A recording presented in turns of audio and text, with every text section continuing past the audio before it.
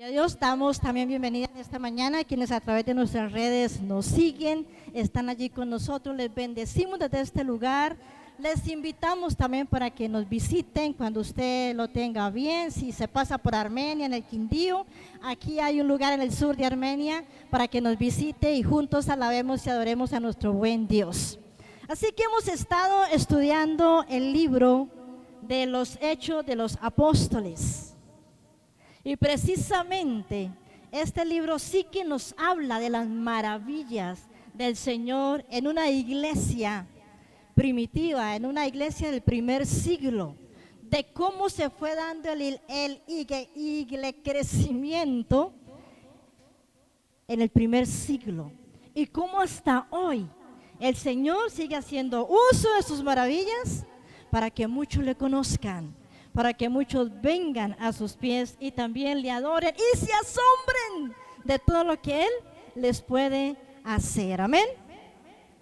Quiero recordar primero que todo al apóstol Pablo, cuando él escribe a su discípulo Timoteo en su segunda carta, en el capítulo 4, versículo 2, le dice la instrucción, el llamado, la urgencia al momento que él le hace es que prediques la palabra, predique la palabra, que estés a tiempo y fuera de tiempo, que redarguye, esa palabra que redarguye, que reprende, que exhorte con toda paciencia y con toda doctrina.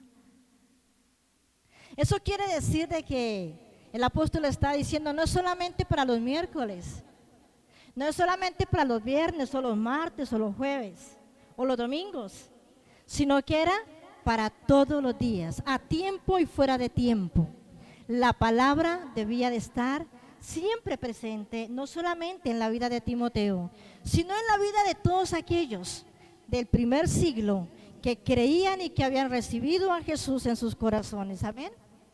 Y resulta que en esta mañana nos vamos a dar cuenta que es lo mismo que el apóstol Pedro está mostrando también en el libro de los Hechos. Entonces yo le he colocado a esto por sobre todo la verdad. Se nos manda a predicar la verdad. Al maestro se le manda a enseñar la verdad. Al pastor se le manda a instruir en la verdad. Esa es la fuente de nuestra predicación, en lo que vamos a mirar en esta mañana, ¿no? Lucas sigue mostrándole a los discípulos, o sigue mostrando cómo los discípulos en el primer siglo hacen acopio de la verdad. Y era una verdad que toda la nación de Israel sabía, que Jesucristo de Nazaret era el Hijo de Dios. Y esa es la verdad que nos sustenta la Escritura. Esa es la verdad que forma el fundamento de la palabra de Dios y que debe de ser el fundamento para usted y para mí, como hijos de Dios, como creyentes, como evangélicos de estos últimos tiempos, de los que creen en ese mensaje de salvación, la verdad, que Jesucristo es el Hijo de Dios. Amén. Dios siempre va a respaldar a quienes se hacen cargo de un necesitado. Recordemos que hemos venido mirando a través del capítulo 3 la necesidad de alguien. ¿Alguien recuerda de qué hablábamos el domingo pasado? ¿Alguien lo recuerda? ¿No? ¿Ninguno? ¿Alguien recuerda el título nada más?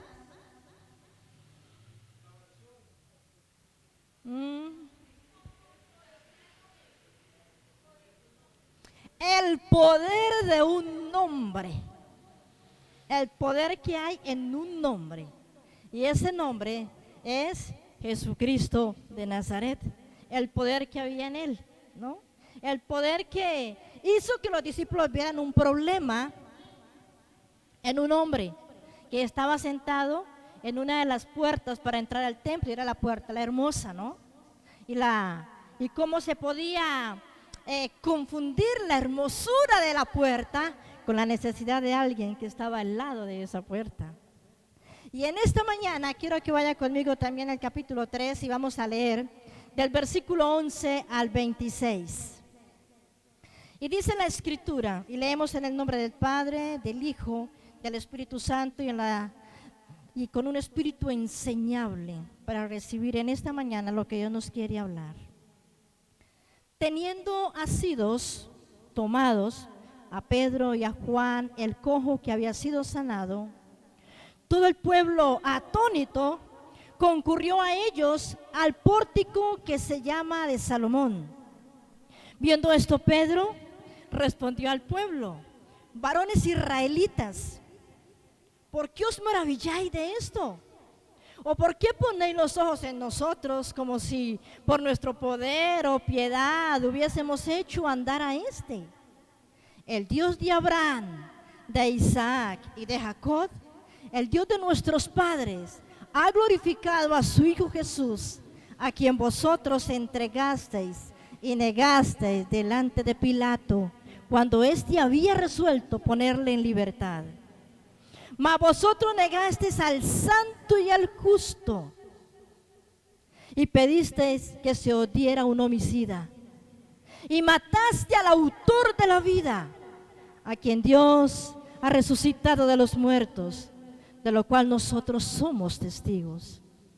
Y por la fe en su nombre, a este que vosotros veis y conocéis, le ha confirmado su nombre. Y la fe que es por él ha dado a este esta completa sanidad en presencia de todos vosotros. Mas ahora, hermanos, sé que por ignorancia lo habéis hecho, como también vuestros gobernantes. Pero Dios ha cumplido así lo que había antes anunciado por boca de todos sus profetas, que su Cristo había de padecer.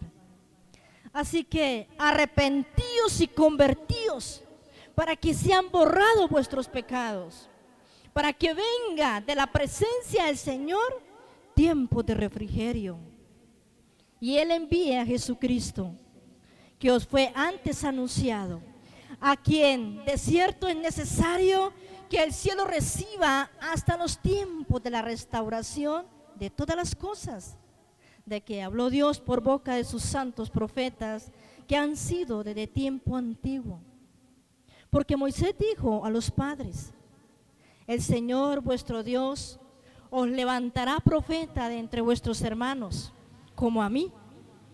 A él oiréis en todas las cosas que os hable, y toda alma que no oiga a aquel profeta, es decir, a Jesús, será desarraigado del pueblo. Y todos los profetas, desde Samuel en adelante, cuantos han hablado, también han anunciado estos días. Vosotros sois los hijos de los profetas y del pacto que Dios hizo con nuestros padres, diciendo a Abraham: en tu simiente serán benditas todas las familias de la tierra. A vosotros primeramente, Dios, habiendo levantado a su Hijo, lo envió para que os bendijese, a fin de que cada uno se convierta de su maldad. Padre, te damos gracias por tu palabra, palabra que bendecimos a esta hora, y que te pedimos que coloques siempre un corazón receptivo y una mente abierta, Señor, una actitud correcta y un espíritu siempre enseñable para lo que tú quieres, Padre amado, hoy depositar en mi corazón y en el de tu iglesia, en el nombre de Jesús. Amén y amén. Sobre todo, la verdad. ¿Para qué se necesitaba de la verdad? Primero, porque había necesidad de que esa verdad fuera explicada. Y segundo, para que esa verdad trajera exhortación, confrontación a quienes la estaban recibiendo. Y es lo mismo que el Señor se propone en esta mañana hacer con su iglesia, hacer con usted y hacer conmigo. Amén. Así que Lucas, una vez más, nos está colocando frente a un lugar, a un espacio. Y en esta ocasión es el pórtico de Salomón. La semana pasada nos colocaba a la entrada de la puerta la hermosa, donde había siempre un hombre con una gran necesidad, con un problema que era congénito, adquirido desde antes de nacer. Y quizá Jesús muchas veces pudo haber pasado también por al pie de aquel hombre cojo. Y no hizo la sanidad, porque era para que más adelante su nombre fuera glorificado a través de este hombre allí. Amén. A veces Dios no actúa en la manera o el día, en la hora que queremos, porque Él tiene propósitos muchos mejores. Amén. El apóstol Pablo dijo que muchas veces le había pedido que le quitara ese aguijón de su carne, esa dolencia, esa enfermedad, eso que algunos dicen que quizás era un problema en su visión, que constantemente estaba trayendo un fluido bastante maluco a su visión, ¿no? O algo otros dicen que era algo en el cuerpo. Lo cierto es que Dios, ¿qué le dice? Bástate mi gracia. No se preocupe por lo que le está doliendo ahora, que más importante es que yo esté aquí con usted. Amén. Amén, iglesia. Así que yo no sé con qué problemática o necesidad usted ha venido en esta mañana. No se preocupe por eso. Déjeselo al Señor. Usted simplemente gócese hoy de escucharlo a Él, atenderlo a Él y estar con Él. Amén. Y es eso. Y del versículo 11 al 16, Pedro se dispone a dar toda una explicación al auditorio que tiene ahora, en una parte de uno de los patios que está afuera del templo, porque es el templo, pero allá afuera habían patios. Y había uno para las mujeres, otro para los gentiles, y este es el pórtico de Salomón, donde los escribas, los líderes religiosos de la época, iban y allí tenían de una manera libre conversaciones, conferencias, con todos los que quisieran venir a ellos, ¿no? Y ese lugar también fue muy usado por el Señor Jesús. Allí era donde se hacían los grandes debates acerca de la resurrección y de todos aquellos hombres de la época. Ese era el pórtico de Salomón. Ahora Pedro lo encontramos en este lugar, porque era el lugar por donde entraban los judíos, por ese lugar. Y ahí encontramos a los discípulos, y en este caso sigue estando Pedro y Juan, los amiguis, ¿no? Y es allí entonces donde el cojo que ha salido saltando, danzando, alabando al Señor, que ha podido entrar al templo, alabar y adorar, porque nunca lo había hecho, era la primera vez que lo hacía. Ahora no quiere soltar a Pedro y a Juan. Y cuando la gente ve lo que está sucediendo y saben quién está con ellos, dice la escritura que todos quedaron atónitos. Y como cantamos ahora, maravillados. ¿Cómo es posible? Siempre, desde niño, en joven, en su edad adulta, ahora ya tiene casi 40 años. Y ha estado siempre en esa puerta, mendigando. ¿Y cómo es posible que ahora salta, canta y ha podido entrar al templo? Y en medio de todo esto, amados míos, en medio de todo esto, Pedro, lo podemos ver, Pedro no está aquí organizando una campaña evangelística. No tiene necesidad de llamar a la gente y juntarla para contar, ¿no?, acerca del evangelio, sino que Dios mismo se ha ocupado a través de su poder de atraer a quienes Él quiere que sean salvos. Yo no sé cuántos aquí se convirtieron a través de una campaña evangelística. Yo no sé cuántos su conversión fue de manera muy personal con el Señor. Yo no sé cuántos nos invitaron un día a una celebración y ahí el Señor nos atrapó. Déjeme decirle, el Señor tiene multitud de formas de llamarnos, de conquistar nuestro corazón, de enamorarnos, de seducirnos para Él. Y con este hombre, oh, qué maravilloso el milagro que Él usa para traerlo. Porque Él era alguien que quizás a Dios lo tenía de lo que escuchaba a otros, no porque hubiera experimentado quizás personalmente su cercanía a un Dios. No sé si muchas veces vio pasar a Jesús, no lo sabemos. La Biblia no nos lo narra, pero no lo sabemos. Lo cierto es que los propósitos de Dios, ustedes y yo no los alcanzamos a entender. Amén. Y con este hombre que había sido cojo a su lado, al lado de ellos, saltando y alabando a Dios, pues Pedro empieza a anunciar el mensaje de Jesús. Por eso él atribuye toda la gloria a ese milagro al Dios de Abraham.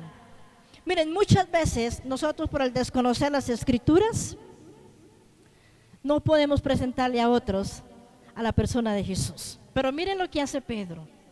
El que le dice, el Dios de Abraham, el Dios de Isaac, el Dios de Jacob y el de su hijo Jesús fue el que hizo esto que ustedes ven ahora. ¿Qué está haciendo Pedro? ¿Cómo toma el Antiguo Testamento, que era tan conocido para los judíos, y viene y lo une con la persona de Jesús? Para que ellos pudieran entender y entonces reconocer a Jesús como el Hijo de Dios. Esas palabras nos hacen recordar, eso que está escrito ahí no está porque sí. Nos está mostrando la habilidad que tienen los hijos de Dios para mostrar la soberanía de Dios en todos los tiempos, en todas las épocas. Y nos ayuda a derribar argumentos que se levanten, a decir que quizás el Antiguo Testamento no es para este tiempo, que el Nuevo Testamento es una cosa muy diferente al Antiguo. Pero estamos mirando que toda la Escritura es una sola verdad. Y es una sola verdad predicable, es una sola verdad enseñable, y es una sola verdad instruible, que nos da instrucciones. Amén. Tenemos las Sagradas Escrituras. Entonces Pedro le está atribuyendo este milagro a ese Dios de Abraham, de Isaac, de Jacob, y también al de su hijo Jesús. Pero ahora viene una confrontación, porque Pedro confronta, y dentro del lugar donde él está, allí están las personas que son las más responsables de la entrega de Jesús a los romanos. Porque justo en ese patio, en medio de la multitud que está aquí en el asombro y maravillados, allí están los saduceos, ahí están los escribas, y ahí hay fariseos mezclados en medio de todo lo que está pasando, ¿no? Cuando Jesús estaba en medio de la multitud, siempre habían representantes de todos estos grupos. Ahora están los discípulos predicando y también siguen habiendo representantes de todos estos grupos escuchando para salir a hablar. Ustedes y yo no sabemos cuando le estamos predicando a alguien quiénes están alrededor. Si habrán brujos, hechiceros, de todo. Pero ¿saben algo? El nombre de Jesús es el que tiene el poder. El nombre de Jesús es el poderoso. Y cuando usted y yo nos dedicamos a decir por sobre todo la verdad, ahí estará siempre el poder de Dios glorificándose. Que de nuestra boca, de nuestro corazón, de nuestra mente, salga siempre la verdad. Y eso me recuerda a Filipenses 4:8, cuando el apóstol Pablo también le dice a los filipenses, hablándole de todo lo que debían de hacer, dice que por sobre todo debían de pensar en lo bueno, lo recto, lo justo, lo que era digno de buen nombre, de alabanza. Eso era lo que había que pensar. Y es el mismo llamado para nosotros, ¿no? Pensar siempre con la verdad.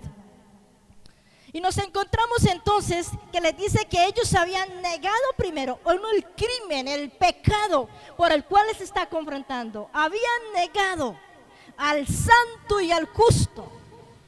Al santo y al justo. Y esas expresiones para los judíos eran de divinidad, de Dios, eran solo para Dios. Miren cómo confronta Pedro a su auditorio. Y le dice, lo mataron. Ustedes lo mataron. Porque Pedro se está dirigiendo a toda la multitud que está allí rodeándoles. Pero también están los líderes de la época. Ustedes lo mataron. Prefiriendo librar a un criminal, a un asesino. Habían preferido a un asesino en lugar de Jesús. ¿Cómo es posible que permiten la muerte del autor de la vida, como le dice ahí más adelante, y prefieren a un asesino? Muchas veces nosotros también hemos elegido mal, ¿no? Porque en lugar de escoger lo bueno, escogemos lo malo. En lugar de escoger la verdad, escogemos mentir. Es más fácil decir una mentira al esposo o a la esposa que decirle la verdad, ¿no? O viceversa, la esposa al esposo, ¿no? En lugar de decir la verdad. Es mejor escoger la oscuridad en vez de la luz. ¿Cuántas veces nosotros lo hemos hecho? Es mejor ir y buscar el consejo del brujo, del hechicero, que venir y buscar el consejo de Dios en su palabra para mí. ¿Cuántas veces nosotros también hemos matado a Jesús? ¿Cuántas veces hemos escogido el mal en vez de escogerlo a Él? Y a veces sufrimos consecuencias, ¿no? Por eso. Y de una manera muy impresionante les llama la atención diciéndoles: mataste al autor de la vida. Ellos mataron al que los creó.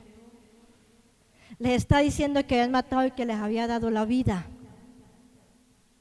Y sin perder un solo momento, Pedro sigue hablándole hasta llegar a la resurrección de Jesús, afirmando que él era testigo de esa resurrección de Jesús. ¿Sabe? Ustedes y yo tenemos nuestra esperanza puesta en eso, en que Jesús no está muerto. La verdad es que Jesús no está muerto, iglesia. La verdad es que otros líderes de otras religiones están en una tumba. Ahí están sus restos, pero los restos de Jesús no están. Por eso la verdad es que Jesús resucitó y que ustedes y yo tenemos esperanza. Nuestra esperanza está puesta en Él. No estamos perdiendo el tiempo, mis amados. No estamos perdiendo el tiempo creyendo en Jesús, en un Jesús que murió, que fue a la cruz y que allí fue humillado como el siervo de Dios, como Isaías lo había profetizado ya, y que el pueblo sabía que ese Mesías tenía que sufrir y que ellos lo habían pasado quizás por alto porque no quisieron reconocerlo. Juan dijo: a los suyos vino, mas los suyos no quisieron recibirle. Note usted la diferencia que hay en la vida del ser humano cuando le ha recibido a cuando no le ha recibido. ¿Ha cambiado su vida después de que recibió a Jesús en su vida, en su corazón? Mi vida cambió el día que yo pasé al frente y le dije: Señor, le entrego todo lo que soy, porque no soy capaz con todo lo que yo tenía en ese momento. Ya no era capaz. Y se lo entregué a Él. Y mi vida cambió. Total. Bienaventurados todos los que han nacido en casa cristiana. Bienaventurados. Ustedes son doblemente bendecidos. Porque no fue como muchos de nosotros que le entregamos un tiempo al Señor. Le hemos entregado una parte de nuestra vida. Ustedes le han entregado toda su existencia al Señor. Le han puesto en sus manos todo lo que ustedes son hasta hoy. Pero yo perdí más de mis 30 años. Y lo que Pedro les está diciendo es que todos los que creían tanto en el Dios de Abraham eran los mismos que tenían que creer en Jesús de Nazaret, que había estado en medio de ellos, caminado en medio de ellos, y les había dicho: yo soy el camino, la verdad y la vida. Pero que ellos le habían rechazado, no la quisieron recibir. Si en esta mañana alguien, usted quizás pasó por alguna de las redes y escuchó estas palabras, y usted nunca ha dispuesto su vida y su corazón para Jesús, no es en vano que estés ahí. Jesús en esta mañana te está diciendo que te espera, que sus brazos están abiertos para tu vida. Si usted en algún momento ha tomado la decisión incorrecta y hoy quiso venir a congregarse, no es casualidad que esté en este lugar, porque el Señor tenía ya este día agendado para usted. Y es lo que Pedro le está diciendo a su auditorio en esta oportunidad. Y hay algo tan bonito aquí, porque el apóstol del versículo 17 en adelante, Es como si creyera que el impacto de lo que estaba diciendo era demasiado fuerte. Y entonces él reconoce que las acciones de la gente al matar a Jesús fueron ejecutadas en ignorancia, que todo lo que habían hecho con Jesús lo habían hecho en una ignorancia. Y Pedro está colocando este pecado entre el grupo de los que Dios perdona. En el Antiguo Testamento habían dos clases de pecados. Uno que era intencional, planeado, que salía de la ira, el enojo, resentimiento, odio que había en el corazón de la persona. Y había otro pecado que era accidental. Se me cayó la escoba, ¿verdad? Y maté a alguien. Eso había sido algo accidental, no fue planeado. Entonces la Biblia a esa clase de pecado, es lo que le llama un pecado que se podía perdonar. Mientras que el que era planeado no se podía perdonar. Si usted había matado a alguien, usted también tenía que morir a muerte, ¿no? Si usted había robado a alguien, a usted también le robaban lo mismo. Si a usted le habían deshonrado, pues si usted había deshonrado a alguien, a usted también le iban a deshonrar. Ese era el pecado que no tenía perdón. Y entonces Pedro coloca esto de lo que habían hecho con Jesús dentro de los pecados que se podían perdonar. Y sabe quién nos recuerda también esto, al mismo Jesús. Cuando Jesús tiene esa actitud en la cruz de decir: Padre, perdónalos, porque no saben lo que hacen. ¿Cuántas veces Jesús habrá intercedido delante del Padre por usted y por mí? ¿Y cuántas veces le habrá dicho: Padre, perdona a la iglesia en Santa Rita? Perdona a cada familia que se congrega en este lugar. Perdónales, porque no saben lo que hacen.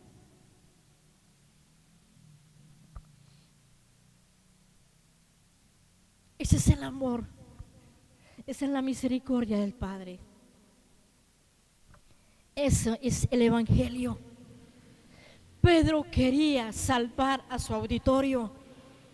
Pedro quería que los judíos se salvaran. Y no solamente que ellos fueran condenados. Por eso dice que habían obrado por ignorancia.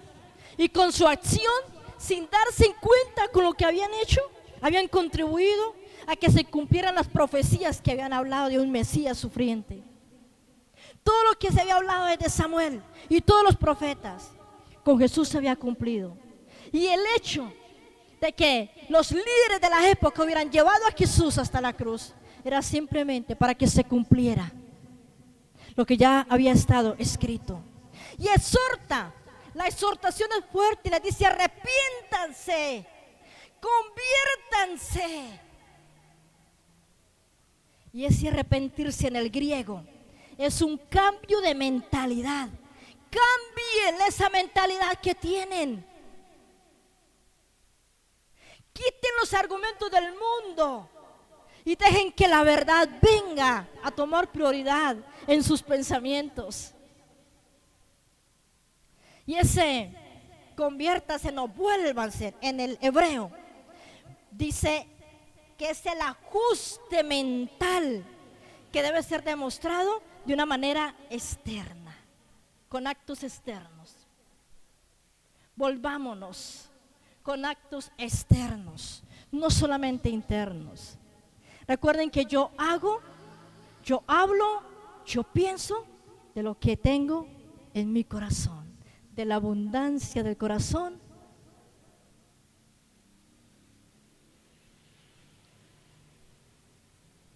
En medio de un mundo tan lleno de ideologías, de argumentos, de tantas transformaciones que dicen que son muy buenas socialmente, pero que dañan al espíritu, que destruyen aún el alma del ser. Amados, se nos es necesario hacer el ajuste, tener un cambio de mentalidad conforme a las Escrituras, no conforme a los conocimientos del mundo o que el mundo está ofreciendo hoy. Los avances sociales del mundo se enfocan en que usted tiene que destruir la vida aún en el vientre. Los avances en la ciencia nos están llevando, amados míos, a que usted puede decir y hacer lo que quiere y cuando quiera. También nos dicen que el niño o la niña no son ni niño ni niña, sino hasta cuando ellos quieran decidir qué quieren ser. Pero ¿qué nos dice la verdad?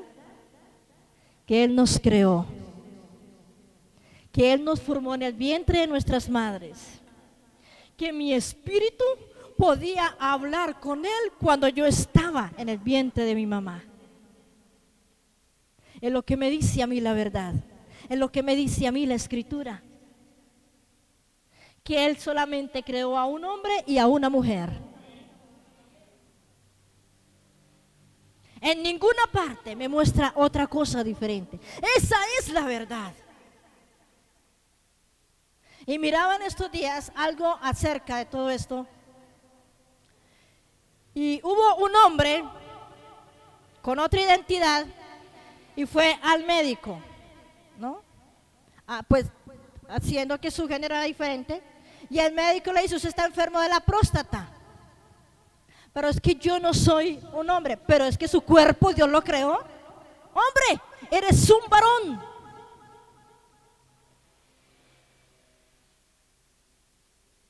Y las mujeres no tenemos próstata. Ay, pero ¿cómo es posible que un hombre esté embarazado? Porque nunca fue un hombre, fue una mujer. Ante eso, ¿qué necesitamos? La verdad.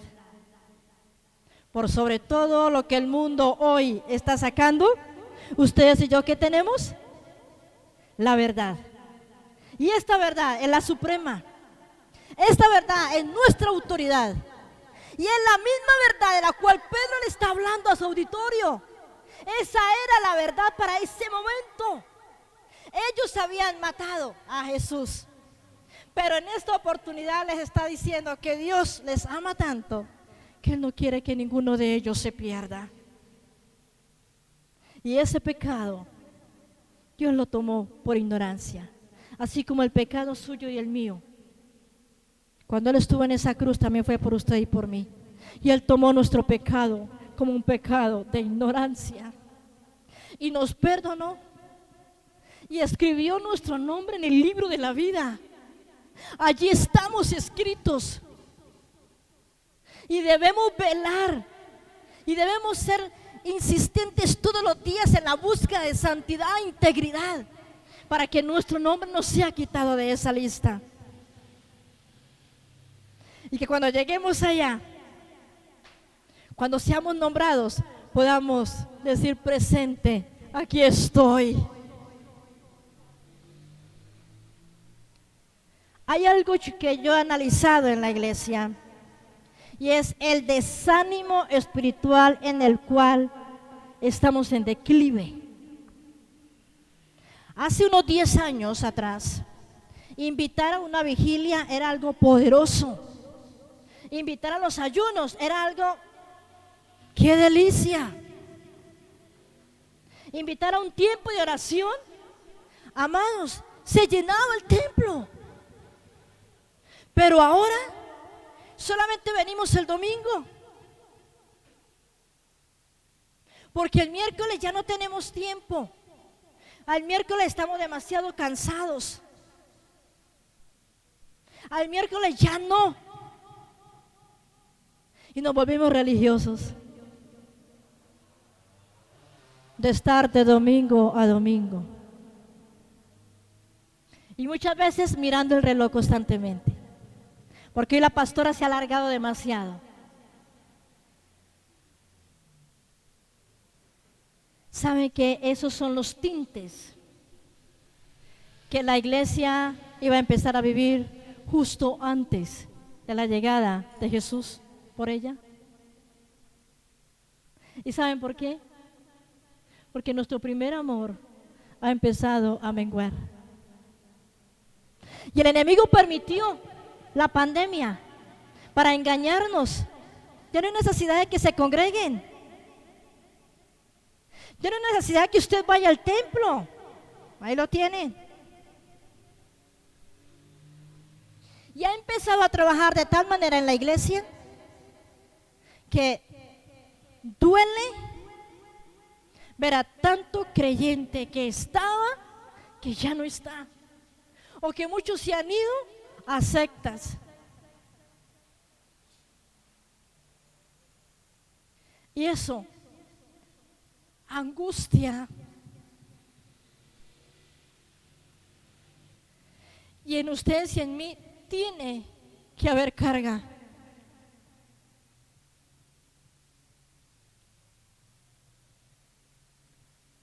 Donde más tenemos que velar por nuestro testimonio, para que los que nos rodean vean en nosotros algo diferente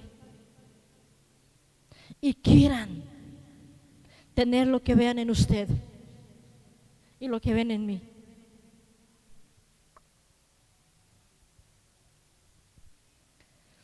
Cuando miramos en las Escrituras, Pedro hace acopio de una serie del libro del Antiguo Testamento, porque su auditorio conocía muy bien el Antiguo Testamento, para recordarles nada más quién era el Mesías, quién era ese Jesús de Nazaret, ¿no? Y cómo él hace ese paralelo único entre lo que es Moisés y para el pueblo judío y lo que era también Jesús, y cómo debían ellos levantar también el nombre de Jesús como tenían el de Moisés. Ambos líderes para el pueblo de Dios. Y cómo era posible que habían terminado ellos sin comprender la profecía que se le había dado. Hay profecías para estos últimos tiempos, mis amados. Y es donde necesitamos el discernimiento del Espíritu Santo para que podamos ir discerniendo los acontecimientos del mundo con lo que la palabra nos está diciendo. No podemos seguir durmiendo. No podemos seguir estando, amados míos, siendo tan laxos. O somos o no somos. Pero con el Señor no hay medias tintas, no hay color grisáceo. Y si el Señor viene hoy por nosotros, ¿cuántos estamos preparados? Este auditorio, Pedro, cuando les habla, le está dando una esperanza y un refrigerio del cual podían empezar a experimentar ahí mismo en ese momento. Y todo aquel que recibe a Jesús hoy, que se guarda para Él, empieza a vivir también en ese refrigerio mientras Él viene por nosotros. Aunque el mundo diga que todo es caótico, usted y yo estamos confiados en Cristo Jesús, nuestro Salvador. Pedro aún se encuentra en el patio y sigue hablando. Y mientras él está hablando y está lanzando las buenas nuevas, mostrando quién era Jesús, unos enviados vienen por él para llevarlo preso. Y yo no quiero que usted se pierda nuestra próxima enseñanza sobre Hechos. Porque todo el que predica la verdad va a estar expuesto. La verdad siempre va a encontrar, amados míos, quien la refuta. Pero que nada ni nadie nos aparte de lo que es la verdad. Amén, iglesia. ¿Qué tal si cierra sus ojos allí? Incline su rostro y por un momento examine su vida en relación a la verdad. Examine su vida en relación a su testimonio. Su testimonio y la verdad. Su hablar y la verdad. sus pensamientos y la verdad de Cristo.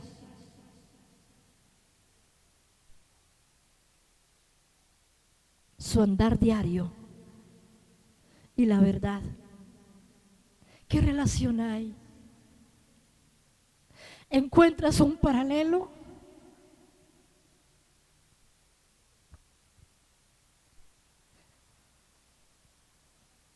¿Estás seguro que si Jesús hoy viene por su iglesia, nos iremos con Él?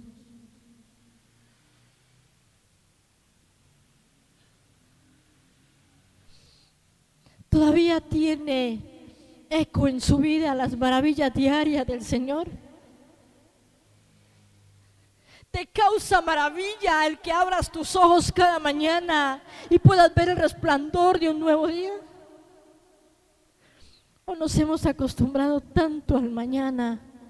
Estamos tan seguros que vamos a amanecer, que hemos perdido todo asombro ante el milagro tan latente del respirar. Padre nuestro, perdónanos y perdona mi vida, por favor, porque quizás muchas veces me he levantado sin decirte gracias y me he vuelto insensible, Señor, a las cosas tan sencillas con las que tú me muestras tu poder, tu grandeza y tu majestad. Señor, y la verdad es tan clara. Y tú me exhortas en esta mañana, Señor. Simplemente ayúdame. Y ayúdanos como iglesia, Padre. Por favor. Ayúdanos. Para que por sobre todo la verdad, palabra nos redarguya, nos exhorte, nos reprenda y que nos lleve a confiar en la preciosa sangre de Jesús cada día más y podamos experimentar hoy ese refrigerio de tu paz en este mundo que fue creado por ti. Padre, muchas gracias. Te damos en esta mañana, en el nombre de Cristo Jesús. Amén. Y